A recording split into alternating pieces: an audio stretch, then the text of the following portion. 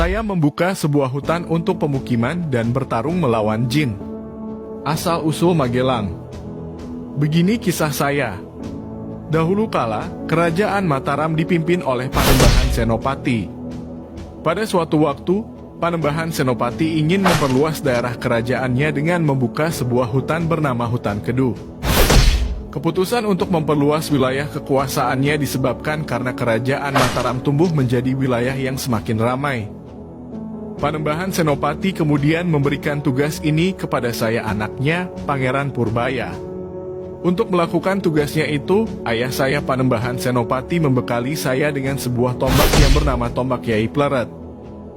Tombak Kyai Pleret itu diberikan kepada saya karena Hutan Kedu diketahui dikuasai oleh seorang raja jin yang sangat sakti.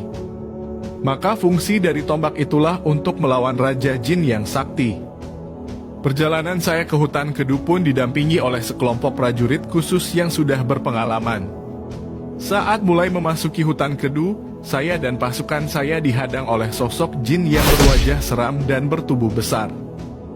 Sosok jin itu pun menanyakan maksud kedatangan saya dan pasukan saya ke dalam Hutan Kedu. Saya pun kemudian memperkenalkan diri dan mengatakan maksud kedatangan saya ke dalam Hutan Kedu yaitu untuk membuka Hutan Kedu sebagai sebuah perkampungan. Mendengar penjelasan saya, sesosok jin yang bernama Jin Sepanjang itu pun murka mengetahui maksud kedatangan saya. Lalu Jin Sepanjang pun mengatakan bahwa ia dan pasukannya akan menghalangi tujuan saya. Saya yang mendengar jawaban dari Jin Sepanjang itu lalu kemudian mengeluarkan tombak untuk bersiap menghadapi Jin Sepanjang tersebut. Jin Sepanjang yang melihat itu awalnya tidak takut akan tombak Kyai Pleret yang saya bawa hingga akhirnya memulai pertarungan dengan saya. Begitu juga dengan pasukan jinnya yang bertarung melawan pasukan saya. Namun ternyata, tombak Kyai Pleret yang saya bawa ternyata bisa membuat Jin Sepanjang terdesak dan mundur. Sambil pergi, Jin Sepanjang tersebut mengatakan bahwa dirinya tetap akan menuntut balas dendam karena sudah mengubah hutan tempatnya tinggal menjadi perkampungan. Setelah kepergian Jin Sepanjang tersebut, saya lalu mulai memimpin pasukan saya untuk membuka Hutan Kedu. Hingga beberapa waktu kemudian, sebagian wilayah Hutan Kedu sudah berubah menjadi desa kecil yang subur dan mulai banyak warga yang berdatangan untuk menetap. Karena Raja Jin tidak terima kawasannya berubah menjadi pemukiman, dia lalu mengubah penampilan dirinya menjadi seorang manusia bernama Sonta. Hingga suatu malam, Sonta mengeluarkan asap putih yang menyebar ke seluruh desa. Saat pagi harinya, banyak warga sakit dan meninggal secara misterius. Saya yang mengetahui bahwa penyakit misterius di desa disebabkan oleh Raja Jin yang menyamar, saya lalu membuat sebuah strategi untuk melawan Jin Sepanjang atau Sonta tersebut.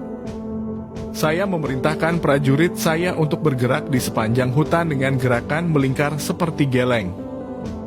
Cara itu dilakukan untuk mengepung hutan tempat para Jin Sepanjang dan para pengikutnya. Dengan melakukan cara itu, maka diharapkan Jin Sepanjang tidak akan bisa lolos dari pengejaran. Hingga akhirnya upaya melingkari para jin itu ternyata berhasil. Jin Sepanjang tidak punya kesempatan untuk keluar dari lingkaran yang saya buat bersama para prajurit pilihan. Lalu saya sendiri akhirnya berjibaku dengan Jin Sepanjang. Pertarungan kami berdua berlangsung selama beberapa hari. Di pertarungan akhir, saya kemudian mengeluarkan senjata sakti saya tombak Kyai Pleret hingga Jin Sepanjang kalah dalam pertempuran tersebut.